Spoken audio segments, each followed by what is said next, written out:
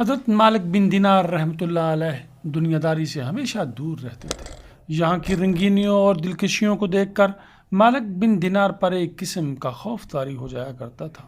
ایک مرتبہ بصرہ میں ایک امیر آدمی فوت ہو گیا اور اس کی وسیع جائیداد اور مال و دولت کی وارث اس کی اکلوتی لڑکی ٹھہری، جو کہ انتہائی خوبصورت اور قیامت خیز شخصیت کی مالک تھی۔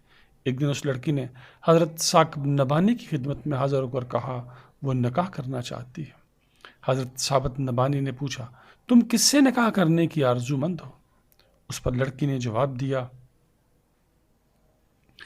میری خواہش ہے کہ مالک بن دینار سے میرا نکاح ہو جائے، کیونکہ وہ پرہیزگار، دیندار اور ذکر الہی میں مصروف رہنے والا انسان ہے۔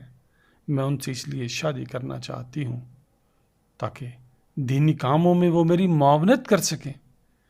چنانچہ حضرت ثاقب نبہانی نے اس لڑکی کا پیغام حضرت مالک بن دینار تک پہنچا دیا، جس پر آپ رحمۃ اللہ علیہ نے فرمایا کہ میں تو دنیا کو طلاق دے چکا ہوں، اور چونکہ عورت کا شمار بھی دنیا میں ہوتا ہے اس لیے طلاق شدہ عورت سے نکاح جائز نہیں ہے۔ ایک مرتبہ حضرت مالک بن دینار ایک کشتی میں سفر کر رہے تھے۔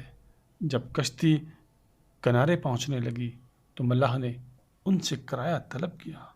انہوں نے فرمایا کہ میرے پاس تو تمہیں دینے کے لیے کچھ نہیں ہے، اگر ایسی بات تھی تو مجھے کشتی میں سوار کرنے سے پہلے کہہ دیا ہوتا تاکہ میں سفر کے لیے کوئی اور وسیلہ تلاش کر لیتا۔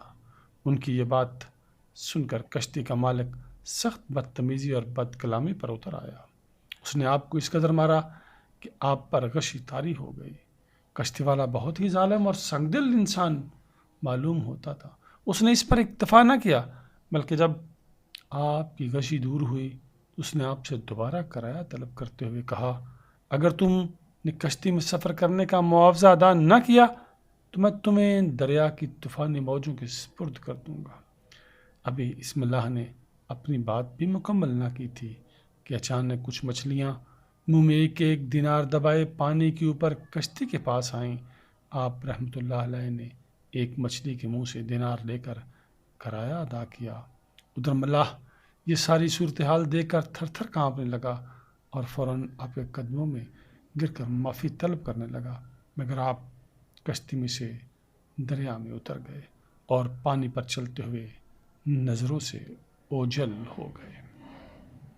مالک بن دینار میں لوگوں کو پرکھنے اور ان کے باطن کو سمجھنے کی صلاحیت تھی۔ ایک مرتبہ حضرت مالک بن دینار کسی مریض کی مزاج پرسی کے لیے تشریف لے گئے۔ وہاں پہنچ کر جب آپ نے دیکھا کہ مریض قریب المرگ ہے اور زندگی کی آخری سانس گن رہا ہے تو آپ رحمۃ اللہ نے اسے کلمہ پڑھنے کی تلقین فرمائی، لیکن وہ کلمہ پڑھنے کی بجائے بار بار 10 اور 11 کہتا رہا تو آپ رحمۃ اللہ علیہ نے اس کا سبب دریافت کیا۔ آپ نے جب ایک مرتبہ پھر کلمہ پڑھنے کے لیے کہا تو مریض نے نکاحت کے عالم میں بتایا کہ جب وہ کلمہ پڑھنے کی کوشش کرتا ہے تو اس کے سامنے آگ کے 2 پہاڑ آ جاتے ہیں اور آگ کے شعلے اس کی جانب لپکتے ہیں۔ حضرت مالک بن دینار نے مریض کے پاس کھڑے دوسرے لوگوں سے پوچھا کیا یہ شخص سود کا کاروبار کرتا ہے؟ لوگوں نے کہا حضرت یہ بات بالکل درست ہے، لیکن آپ نے یہ کیسے جانا؟ اس پر حضرت مالک بن دینار نے فرمایا کہ اس شخص کو دم آخر دشواری نظر آئے تو سمجھ لو کہ وہ کم تولنے والا ہے اور سود کھانے والوں میں سے تھا۔